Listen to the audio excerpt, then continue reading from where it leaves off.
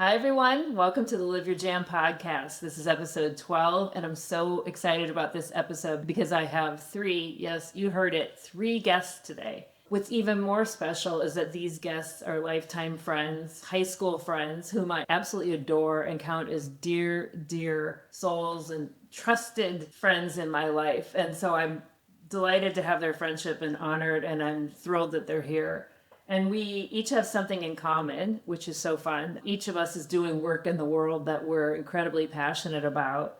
And that's why I titled this episode, Why You Can't Not Do the Thing You Love. So my guest today and I have this in common. And I don't know that I've shared this personally, but I've tried not to pursue Live Your Jam.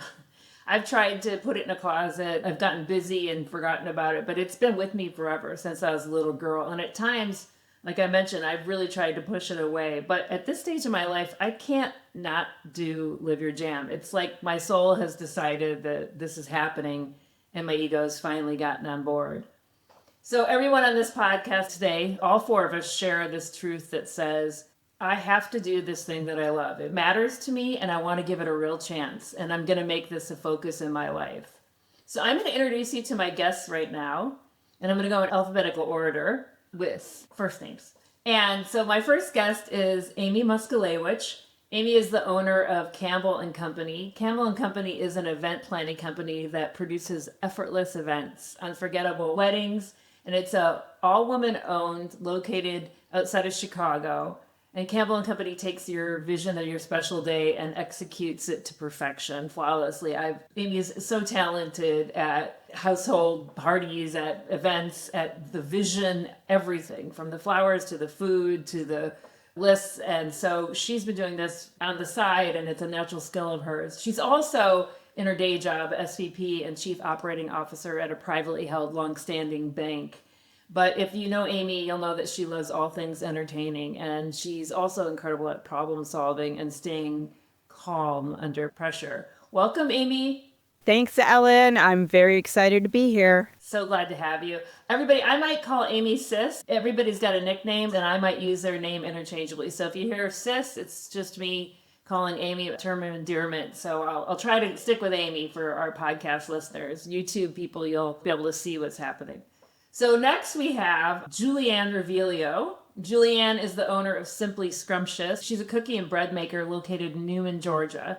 Juliann's mission is to spread joy with delicious homemade desserts. She's an experienced hairstylist who specializes in providing high-quality wigs for women experiencing hair loss due to chemotherapy, alopecia, and other medical conditions. Juliann's going to tell us about that aspect of her helping others and pursuing a passion. She's an expert at making women and men feel good about themselves and creating styles that capture their personality and beauty. And we're going to talk all about Simply Scrumptious too, one of our newer ventures. That's very exciting. So welcome, Juliann. Thanks, Ellen. It's great to be here with you guys. This is our second run at this because just Juliann is in Georgia. There was as we all know, the U.S. a major snowstorm. And so right as we were starting yesterday, Juliann lost her power. So we were all able to catch up via phone, but this is so good to have you back and glad your power is on and everything's better there. And finally, last but not least, we have Laura Reilly. Laura is a conservationist, which will surprise nobody in our high school class. Her education and background in both her undergrad and graduate degrees focused in this area. But to know her is to know how smart she is on all things ecology and environment. I could also probably throw biology in there. Laura speaks fluent science. And if there's ever a medical question or a question on a scientific study, I call her. So she walks me through it. So she is the managing director of the Chicago Wilderness Alliance, which is a regional collaborative of hundreds of partner organizations and individuals working to implement landscape scale approaches to conservation in and around the southern shores of Lake Michigan. Their work brings leaders together, experts, and conservation professionals to work towards a common vision, creating and protecting a vibrant, accessible region where people and nature thrive. So it's a big job. Lori gets together a lot of people. I'm going to call Juliann, Julie or Jules. I'm going to call Laura, Lore, or Lori. So welcome, Laura. Thanks, Ellen. I'm so happy to be here with all of you today. Yes, we're thrilled to have you. I'm going to have everybody tell their stories, but Laura does this for a living, right? And sis Juliann and I have day jobs, and we are pursuing these passions, these things that we love and cannot not do outside of our regular day job. So Laura's a little bit different. She knew early on, and she had the brains and to go in this direction. And she was a conservationist, probably coming out of the womb. Partially it's from her family and where she grew up and their interests, which I think had an influence on you. But let's get into all of this. I want to get the party started. I want to begin with each of you telling your story about what you're doing now and how you're passionate about it. So, Laura, I'll just begin with you if you don't mind. All right. Okay. So, as the managing director of Chicago Wilderness Alliance, I feel like this is just a culmination of all of the different steps that I took to get here in my life. We'll tell you more about that origin story in a little bit. But why I do this work is because I care too much about our natural environment to not do this work. And I feel especially lucky that I get to surround myself with staff and colleagues across the whole Chicago Wilderness region, 300 organizations who are all committed to doing the same work. And I get to be lifted up and inspired by and motivated by the work that they all do in order to keep me going to do this work on a very personal level. So yes, I have been committed to this for a long time, but I feel like it is what I was called to do, and it is exactly where I want to be. I remember when we were talking a couple of years ago, we were somewhere together, and I asked the question, like, do you feel like you're in the space that you're doing what your soul is called here to do? And you said 100%. So it was, I'm like, okay, this motivates me. So for some people, it doesn't resonate. For others, it really does. And so you've always inspired me that way. So I can't wait to hear more. Sis, let's talk. You're kind of an entertainer extraordinaire. So talk about Campbell and Company and really the work that you're doing now and how passionate you are about it. As you said in the beginning, I am a COO of a local bank, and I've done that. I've been with that bank for over 20 years, and it's a rewarding career. I absolutely love it. But as you all know, I always wanted to pursue or chase my passion, and I have been trying to figure out what that is exactly for, again, over 20 years. And I've dabbled in catering before. I also took gardening classes. I took a master in gardening class that I absolutely loved and thought, can I go in a direction to chase my passion of, entertaining, lifestyle branding? Can I do that through gardening? Can I do that through catering?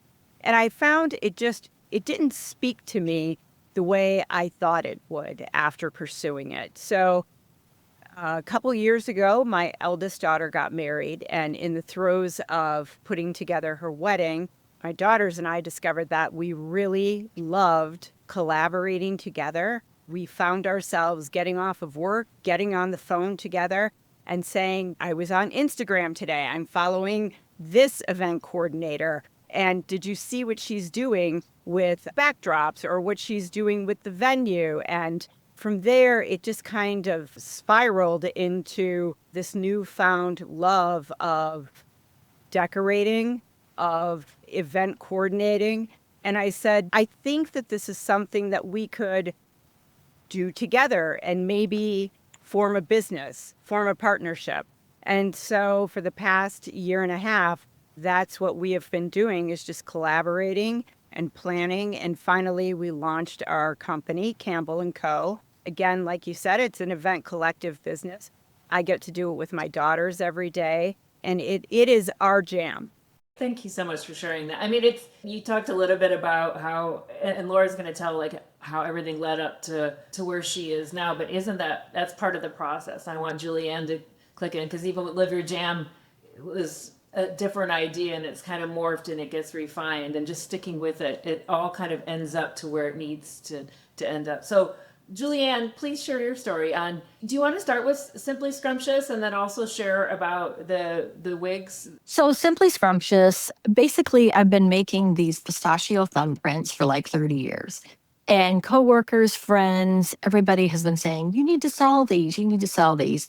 Well, of course, I didn't take them seriously and just kind of, put it on the back burner. And then every once in a while, I'd get that little tap on the shoulder, like, thinking about it, but then, of course, push it back. And then last year, I just decided this is it. I'm just going to try it. I'm just going to do it. So I started Simply Scrumptious last year, basically just going to farmers markets, promoting on Instagram. And it has been just so much joy. My tagline is simply spreading joy. And it's brought me so much joy just doing this as well. Yeah, I think if anybody knows you, like you're always just such a positive force and up for a laugh, and you are very joyful. So and you're tiny too, so your little cookies, it all works together. And you're also doing breads now too, right? Yes, I've decided that I'm going to introduce some cinnamon bread and cinnamon raisin bread, and that's going to start at the first market in March. So we'll see how it goes. Yeah, I think it's good to try new things. So good for you on that, for adding to your lineup. And also share the story about how you help men and women who had experienced hair loss with wigs. Many people have been go through cancer treatments or have medical conditions, and it's a really traumatic thing to lose your hair. And then so to get hair or a wig that actually you feel good in. Talk about that. Right. So I actually have alopecia, and I started wearing a wig probably around 2005.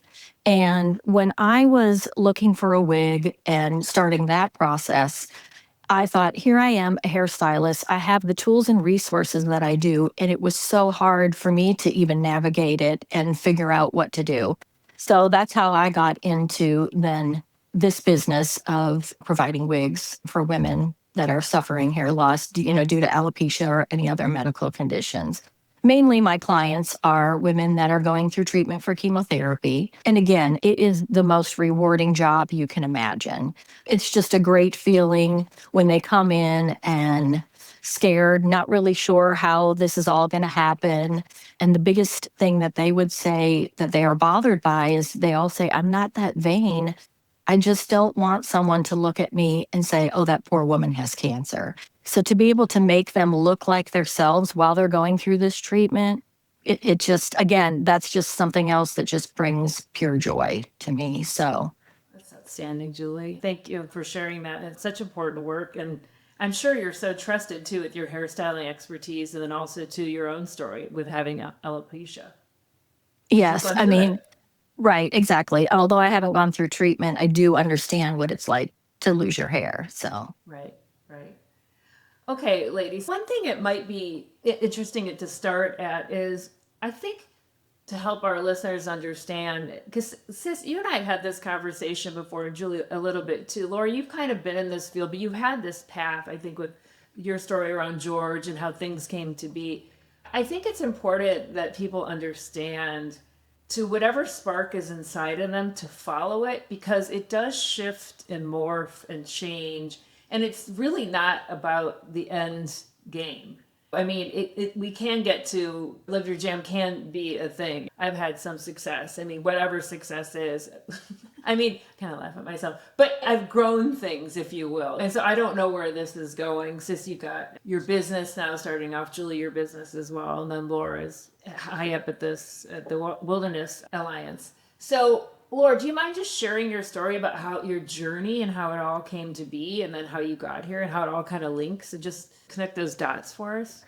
I'm happy to. I thought that I was going to follow a path into veterinary medicine. I loved being with my animals. I loved taking care of them. I thought that that was how I was going to be a caretaker in the world, was by doing something like that really directly impacted the pets. But there's a famous quote that you all might know, and it's, in the end, we will conserve only what we love, we will love only what we understand, and we will understand only what we are taught. And it's from Baba Dion, a Senegalese forest scientist and conservationist. I first heard this quote when I was at Notre Dame in a class taught by Barry Lopez, who is a renowned nature writer and like really focused on your sense of place and how you are who you are and how you're informed by what was surrounding you and where you found comfort, where you found joy, where you found solace. And for me, that was always in nature. And I grew up on a farm. I loved being out in the woods. My playground was hiking along the banks of the Little Vermilion River. And I went away to graduate school thinking that I had already shifted from that because of this class. I was inspired to to really think more broadly about policy and about how to save the Amazon rainforest, how to save the world through policy and other types of work. And I decided to pursue a master's degree. And while I was finishing that, I returned home to study. And I realized in real time, instead of working to try and protect the rainforests of the Amazon, my childhood playground, the Little Vermilion River, was actually being mined without proper permitting and with minimum remediation and restoration planning in place. And it was devastating to me. And there was nothing more important to me than to try to protect that. I was taught by my parents to be a caretaker. They were stewards for plants and animals around me. And it didn't only extend to our farm and the pets, it extended to the flora and fauna and other creatures. And so I felt that people of my community deserved clean air and water just like everywhere else. So I wrote a letter to the editor, which the only thing I knew how to do. And I have that what letter. began You as shared me. It's incredible. Yeah. Wait, she was, Yeah. how old were you when you wrote it? 22. Nice. Yeah. 22. Yeah. I'd already graduated. I guess I was in grad school. So yeah, and this led to the creation of a 501c3 organization called SAL, Save Our Little Vermilion Environment. And I was so proud of my parents and for community members for coalescing around this issue and really fighting for more standards and for more for my community. And to be honest, it was 50-50. There was still a sense of loss for the place that I rode my horses and hiked and all, but it did help me realize that caretaking for my backyard, my region, and fostering the next generation of conservation leaders was really important to me. After a brief stint working in legislative and policy work, I realized that that was not where I could focus my energies. I was quickly becoming very cynical and just unable to really be connected to the land and the landscape in the way that I wanted to be. But ultimately, I found my way to the Brookfield Zoo, where I was hired to be a coordinator to set up a database of opportunities to get involved at the local region. And I was surrounded immediately from the top down at the zoo with inspiring, like-minded scientists, researchers, educators, and people who were committed to caring for and protecting the earth. And it was amazing. It was like I had just found this place that was like nirvana to me. Yeah.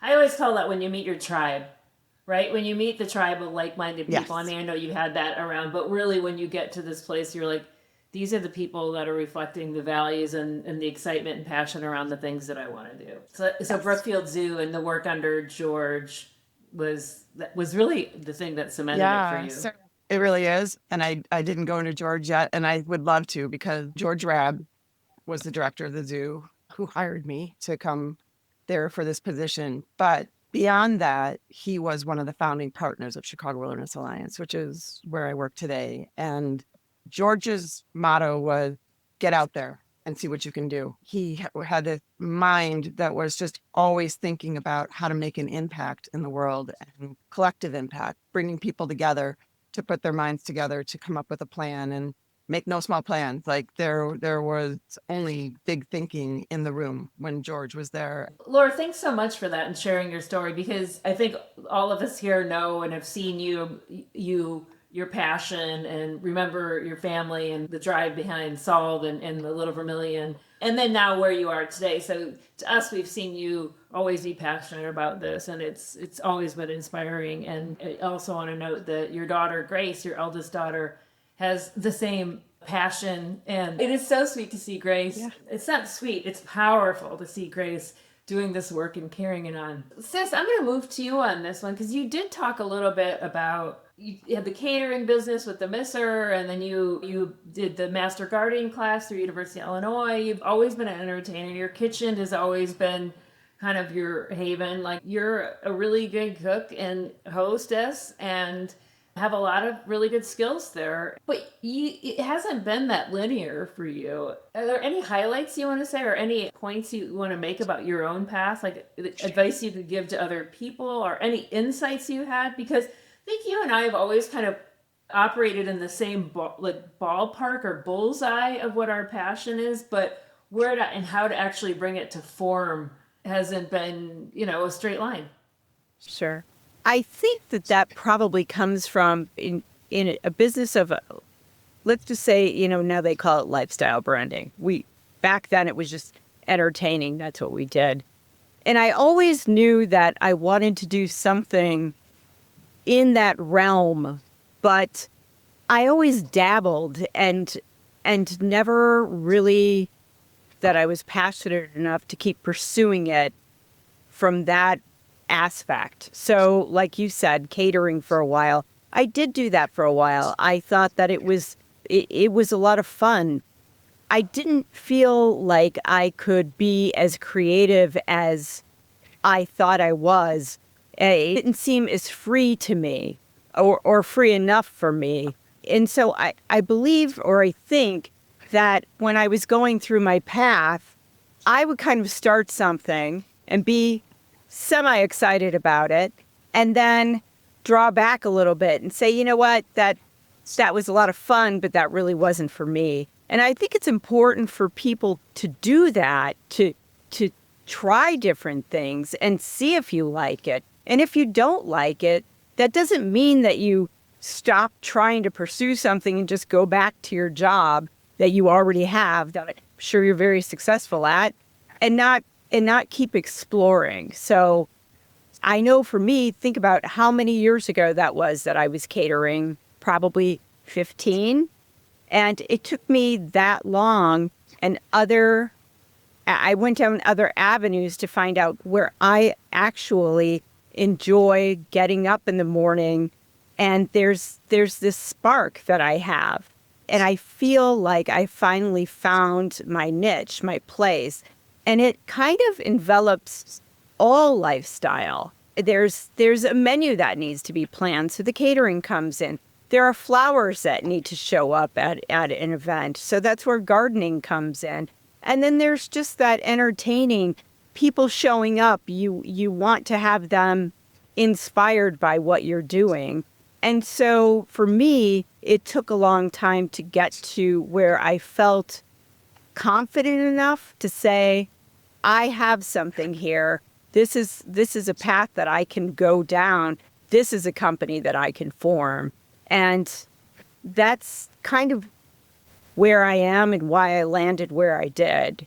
Just because, I think it's important to keep trying different things until you find what you're comfortable doing and what gets you up in the morning and what keeps you motivated.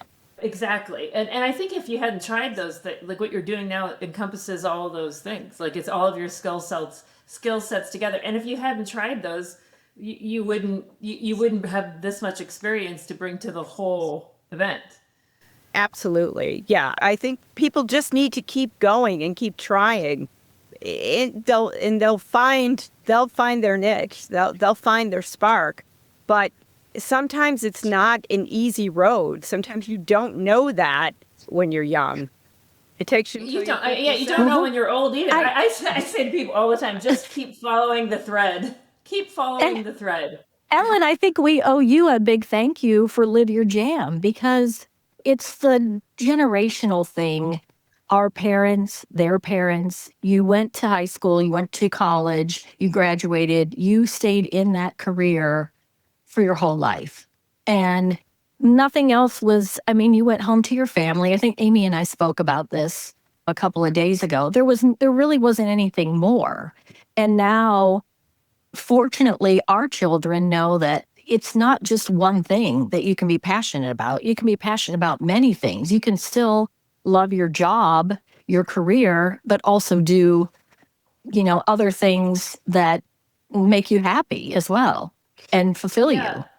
Yeah, no, thanks for that, Jules. And I think that's absolutely true. And I want to know for you, like, I know you've been making these cookies for 30 years, and people are like, come on, you got to take these out to the world and just spread a little bit more joy. And you have had the experience with using your hairstyling experience and your own personal expertise with hair and wigs to help others. But for you, how do you view your journey in terms of following things that you're passionate about? And have you had a wonder, like, oh, what are the threads that you have followed?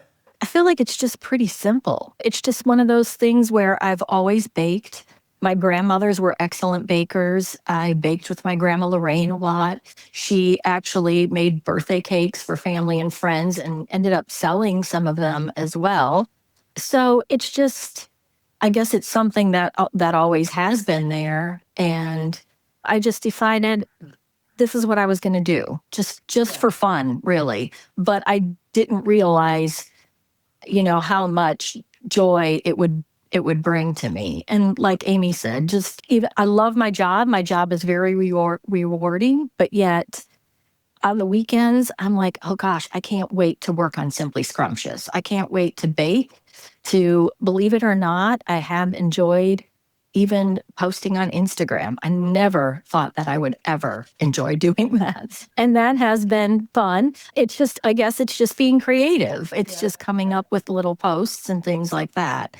Some days it feels like a real chore, but most of the time it is pretty fun. So it's just, I guess it's also just learning something new. This is a whole new world, a whole new business. The fun part also has been being part of markets in my community. It's So you're going to just farmers markets on the weekends yes, and things? yes. Oh, that's So nice. after you've had a couple of people buy from you and you see them on the street downtown and they're like, oh, I missed you at that last market. And it's just so nice to know that somebody was looking for you and that they were excited about buying your cookies. Yeah, that's excellent. And I think it's a really good point. Like, one of the points I make in Live Your Jam and the philosophy is that when you pursue things that have meaning and you love, we automatically go and take that out to the world. So people like George are very collective minded. He's thinking, how do I always bring these? He's probably, I'm sure, a systems guy and all this kind of stuff. But I find that it's not selfish to pursue the things that you're passionate about, because when you pursue those, they fill you up with so much that you want to go take them out to others. And that's part of the process with Live Your Jam. Is if you really like something, and again, the liking, I think we all can change. It can shift in form, and it doesn't have to be forever. That's actually a good segue, because I mean, with doing something that you're passionate about, there's fears that come with it. We've all had kids and we've all kind of had to work varying hour, part-time, full-time, depending on all of it. And so, I mean, there's always fears in terms of, I think, pursuing something that you really love. And on the side hustle part, it's kind of like, how do I get the time to do this and the money and all this sort of stuff? So what are some of the fears you've had to encounter in taking on what you're passionate about? Who wants to field that one? I can say something about that. Okay, good. Ellen, you and I have had a conversation about this before, at least I think we have. I think when you pursue something you're passionate about, you're really opening yourself up.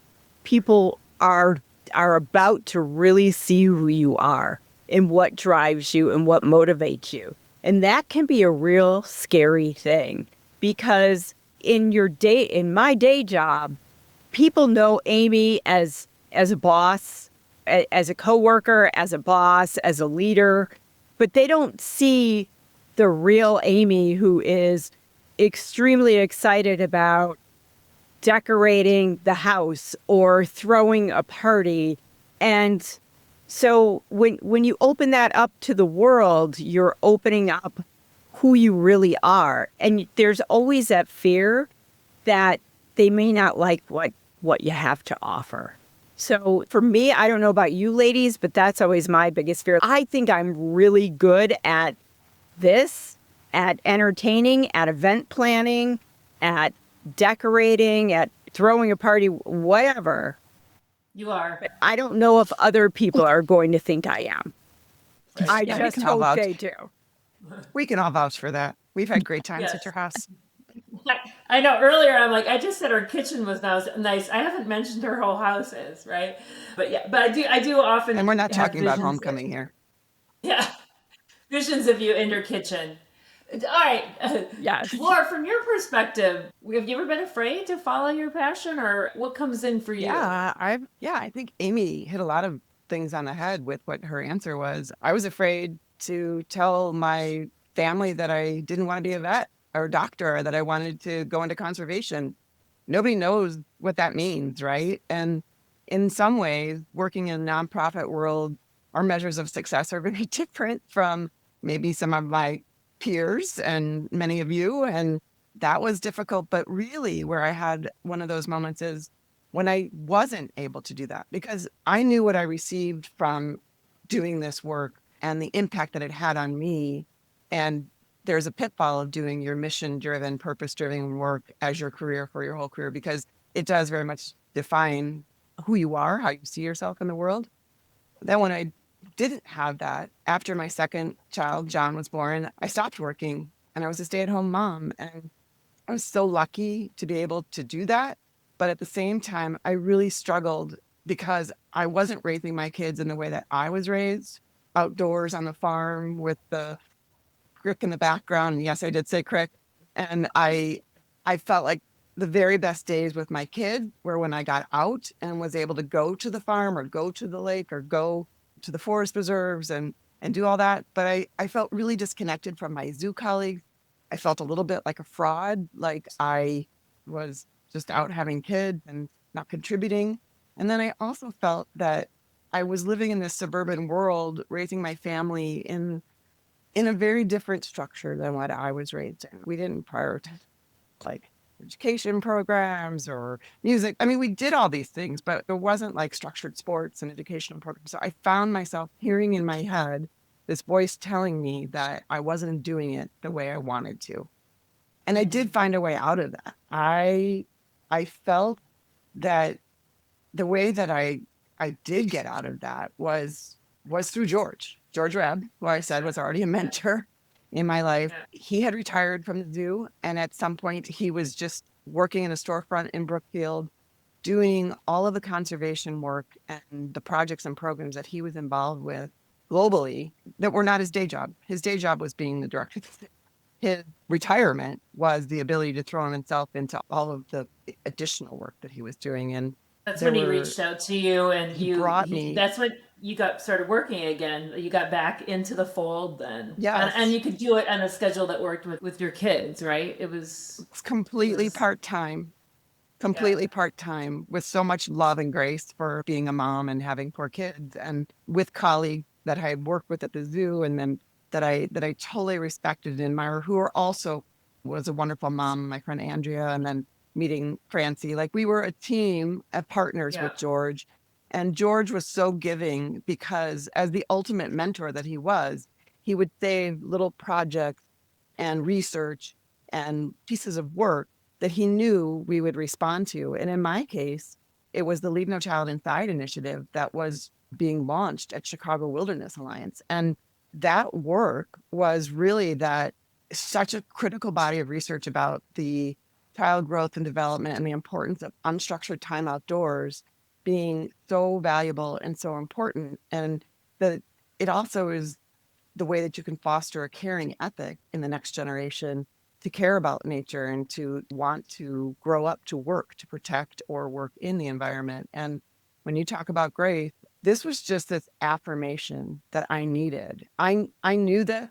I tried to honor it, but being able to come back and then be surrounded by this body of research, and not that I needed research to do it, but it just gave me this incredible, I've got this. I'm doing it my way, and I know that this is the right path. Well, how interesting that work was the very thing that you're struggling with your kids, is that we're not in the environment, we're outside. And so I think the universe brings us those gifts. Like, when you tell that story, I hear of 3 different things. I hear, oh wow, the universe matched you with a job that reignited your passion on the very thing that you're struggling with staying home with your kids, and that construct of now being in the suburbs versus the farm. And then it just resonates. And then next thing you know, you're reignited and reunited with that passion. And those are some real practical challenges. Having kids, staying home, working, finding anything that made so many people have passions, but there's just simply not the construct out there or the form for it to take, right? Because try telling people you're a soul attuner. People are like, what? That's what I call myself now, a soul attuner. And boy, that gets a lot of reactions. Okay, Juliann, What about you? Did you have fears? I mean, with the wig business, and then, I mean, switching, from hairstyling over to that, and then also just putting yourself out there with Simply Scrumptious. Any insights there? I think a little bit. There's always that like imposter syndrome that comes about. But then you think, am I believed? Can I really do this? There's always that, there's that doubt there. But I guess for me, it was my empathy with working with the wigs that really helped a lot. And of course, just experience. At first, of course, just like anything, you have to learn, you have to know, and then the more experience you have, knowledge is power, and then you just kind of grow from there. And then of course people then they trust you. With Simply Scrumptious, kind of like what Amy said, it's like you think that I think these cookies are great. My family and friends have told me they're great, but are strangers going to like them as well? And it's just a cookie. It really doesn't matter. But there's that Cookies whole bring a thing lot of of joy. It's your cookie. right, but it's Yeah. the whole thing of starting this and telling your family and telling your friends and going to this market, and then you go, is anybody going to buy these? What if I leave and I have every single bag that I came with? And of course that doesn't happen. My first market, I practically sold out. But yet there's still always that doubt there that how long is this going to last? Is this really going to continue? And yet every good thing that happens, you kind of start building this momentum and you're excited, but yet there's always that little voice in your head going, maybe this isn't it. But also, I guess when you know it's right and you know it in your heart, there's just something there that keeps you going.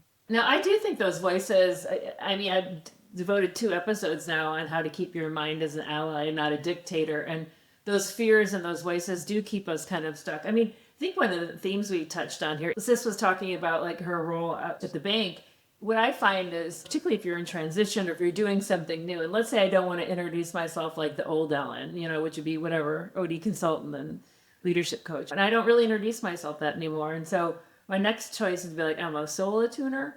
Or, I change it to a life strategist. But the truth is, in the external world and societal's world, we need things to latch onto, identities, titles. And those things are really comfortable because then people can be like, I know that. So when you're branching out doing something different, and even for Laura, for you, even though you're working at the Chicago Wilderness Alliance, there were many steps along the way where I'm sure you've had to say to people, no, I'm not doing that. I'm not going to do that. With all of your different choices.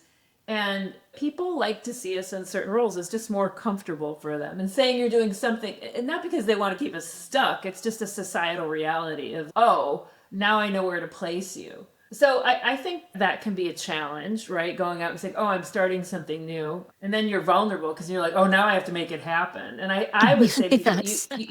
you don't need to make it happen. You just need to show up every day and make the best decisions you can and try to keep your mind out of it. I mean, we need our minds for logic, but if I didn't push through the doubts, it wouldn't work. I mean, I felt that there was no way that I would be able to go back to working full time again after George passed away. I literally sat on the beach with my friend Maria and was like, who's going to hire me? Nobody remembers me. Last time I worked was 10 years ago. And now I get to work with Maria every day. She's my communications consultant. And literally, I think sitting there, it was George sitting on our shoulders, helping us manifest this dream to just keep going and keep moving forward and surrounding yourself with people who inspire you. Yeah, actually, when I, left, well, I guess it was probably this summer. So when I first started Simply Scrumptious, it was around March, April of 2025. And of course, I applied to all the farmers markets that I possibly could, any kind of market that I was doing or that I wanted to be a part of, I applied for. And I wasn't really hearing back like I wanted to. And then it just, I was on my way home from the grocery store and it was a Monday. And it was actually 4th of July weekend. It was the Monday before 4th of July. And I thought, you know what? I just had this feeling like I needed to make cookies and get prepared. I needed to have my ingredients and be prepared for something. And I didn't know what it was. And I thought, well, maybe because I think I had posted about placing orders or things like that. And so I was in my mind thinking I was going to have a bunch of orders coming in. Well, I did get an email from one of the local farmers markets, and it was on the Tuesday before 4th of July. And they asked if I would participate in that Saturday in the market. And to Amy saying, yes, you just need to say yes to everything, I just said yes.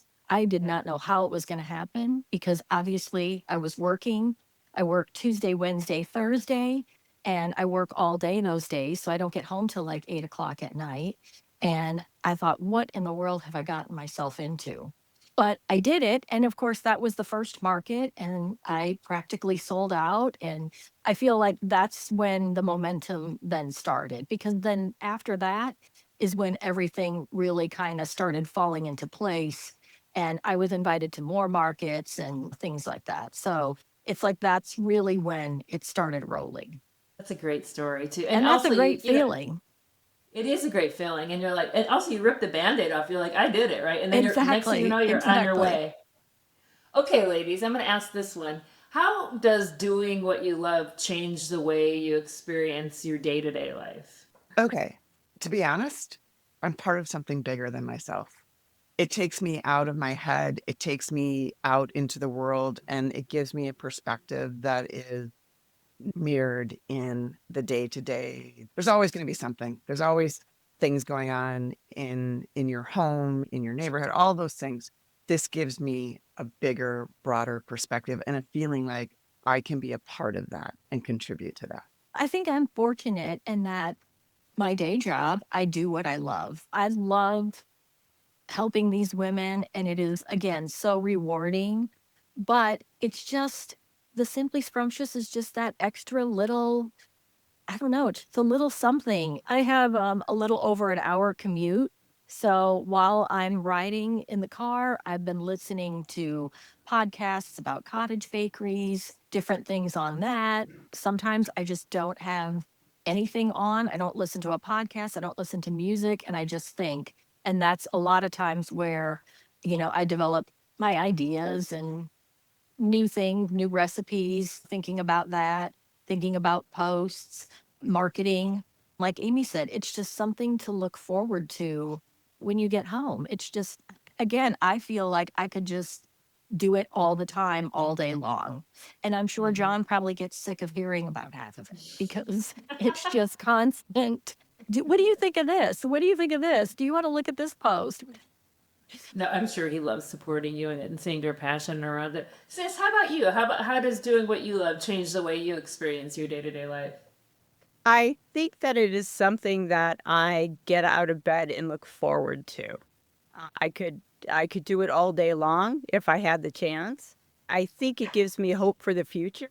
I can't say that I love my job any more than I do, but I absolutely love my day job, but I'm not going to be there forever. And I think this gives me hope that I've finally found something that I could do when I'm ready to retire from that day job. And we'll see in the next couple of years where it takes off, if that's going to be sooner than later. But I definitely, I can't wait to see where this goes and can't wait to keep on it, keep pursuing. Yeah, I introduced you as in the intro. It's the way I think of you, and I think Lauren and Jules would agree, is that you're a really good problem solver. You stay calm under pressure. You're actually very good with people. So at the bank, I can see you, leadership, customer service. The other piece of that is you're incredibly creative. So I think, when I see, the bank makes sense. I was like, I put my money on her. You know what I mean? In terms of getting stuff done. Thanks, yeah. I think we've all been saying that forever. Like, totally. We're like, give it to AIM. So that's not a surprise that to see you in that role and to excel there and be such an asset to the leadership team there. But you're also incredibly creative. So I can see how it feeds this part of you. And I think we need to feed all parts of ourselves. So I've appreciated all of your answers on kind of how doing what you love changes your experience for the day-to-day life. I mean, I'm going to echo what Julie said is I'm just filled with gratitude more. I just feel so grateful to have is something I love. And I actually love my day job too. It's in the bullseye of what I do, of helping other people. And then I'm going to say the other pieces about Live Your Jam and the collective. I feel that when one person I think we're all connected through nature, through God, through quantum physics.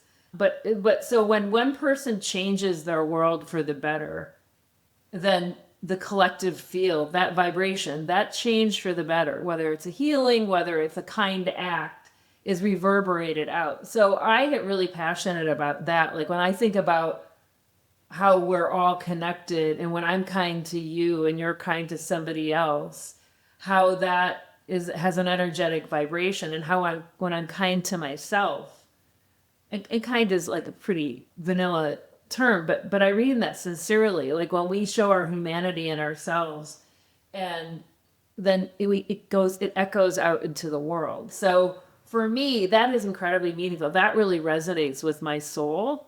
And there's a way that I can't not do this work because of that. So whatever this will end up to be, that's important to me. Okay, let's move on and start to wind this up. What do you think, my friends, happens to a person when they don't listen to that inner pull? Because we've all not listened to that inner pull. We've all had the experience where we have that, Jules said it, that voice inside, that little whisper that's nagging at us. I think it's our soul going like, hey, I'm right here. And so what do you think happens when people don't listen to that inner pull? I would say that it never goes away. Like Juliann said, it will keep nagging at you. And I think you just need to answer that call and explore. And again, it might not be the first thing that you explore. It might be the fifth thing. So you owe it to yourself to answer. I think it's also a little bit about timing too. Because about 15 years ago, I was seriously thinking about this and just kind of pushed it aside. And now realizing I don't know that it would have worked, and it wouldn't have been the same way. Because I'm not the same person either. So I think a big part of it is it happens when it's supposed to happen. Sometimes it is all about the timing. I think there's a lot of truth in that. I feel like when you don't listen to your inner pull, sometimes you can become a little bit bitter or maybe resentful. I think that maybe I say that because mine wasn't an additional hobby. It was something I felt I had given up. It was a part of myself that I had given up, and that's on me. But you're right. It was a matter of timing. And I think that when the timing was right, I was able to get back to it. But I do feel that you can have a lot of feelings or emotions around that when you feel a sense of loss. I agree with, of course, with all of you because you're some of my closest friends. But I agree with both. It's not an either or, because I've had this thought, this Live Your Jam stuff, I mean, literally since, I can remember, but a long time. And I didn't really know what it was. And there's been times in my life when I had kids or I was really pursuing another professional path. And I can remember being like, where did it go? I remember kind of losing it, like it'd be around. And I'm serious, like it's almost like it's a stuffed animal that I lost, like in a sack somewhere. And I remember, I used to love that Live Your Jam idea, whatever it was then. I wonder where it went. And so sometimes it felt so far away from me. And then when I pick it back up again, or when I had the time, and to Julie's point, the timing and stuff, timing has been a huge part of it too. I wouldn't be at this stage of it or this refinement of it if I hadn't had all these things happen in my life that I've had to kind of look at the way I've navigated listening to my own soul, right? And listening and following my own inner wisdom. So it's morphed and changed. So I agree with both. I think the timing is always exactly right. And then the times where I was like, where did that thing go? I was always sad. It was like there was a piece of me that had died. That's how I felt. Like, I loved that piece of me. Where did it go? Now I'm doing this other thing, and I don't really know if I'm this other thing. So I found it confusing at times. I'm going to tell one other story here. My friend Molly, as you guys know, is so nice to me. She has me on some TV appearances on The Morning Blend, TMJ4 in Milwaukee. And she's been really kind to me and had me on there. And one of the producers came up to me, and he starts telling me, he's like, I want to do this thing. And he started stumbling over his words. And I just looked at him, I gave him a hug, and I'm like, that's when you know you're onto something, when you can't describe it all. It's so true. It's just a feeling. Like you could, Laura, you could be like, I love the earth. You know what I mean? I want to protect our things. And you're like, but is that a job? And that's kind of how I think a lot of this is. The inspiration doesn't have a form. That's the truth. And then it's the trial and error of the external world where you take it to form in. Okay, ladies, this conversation has been so fulfilling and fun and insightful. And I always learn from all of you. But I want to ask one final question before we close out. How would you each finish this sentence? What I love has taught me. To trust my instincts, to speak kinder to myself, because I feel like inside I know I'm on the right path. I just have to trust that. Okay, Laura, following what I love has taught me. To be brave, to know that conservation is caring and caring for and caring about the creatures of this world. And if you don't care a whole awful lot, it's not going to change. And I am committed to that. And I have been really fortunate to be able to surround myself and immerse myself into this field. All right, how would you finish this sentence, Julie? Following what I love has taught me. Has taught me to trust myself. That when you think you have a good idea, when you think you have a good product, to just go ahead and just go for it. There's no harm in just trying. Oh, I love that. There is no harm in just trying. And I want to thank each of you. This conversation has been inspiring. I admire all of you so much, and it's just so fantastic that we're all putting ourselves out there and following what we love to do in all ways, in all shapes and forms. So thanks, Aim, Juliann, Laura, not just for being here just today, but just for how you live. And what each of you shared isn't just about side hustles or your day jobs or productivity or success in a traditional sense. It's about honesty and helping people understand that listening to the quiet and that persistent voice inside that says this matters to me, it's okay to follow it. But I love you all three so much. And what I love most is that you found a way to let what you enjoy, what you're passionate about, coexist in your life and not overpower it, but just enrich it, which is what really resonates for me in doing this work around Live Your Jam. So for anybody listening who feels that subtle pull, the thing that you keep circling back to, the thing that lights you up and just won't let go, maybe this episode is your reminder. You don't have to have it all figured out. You don't need permission. You just need to give it a real chance. So that's what Live Your Jam is all about. Okay, love you all. Goodbye.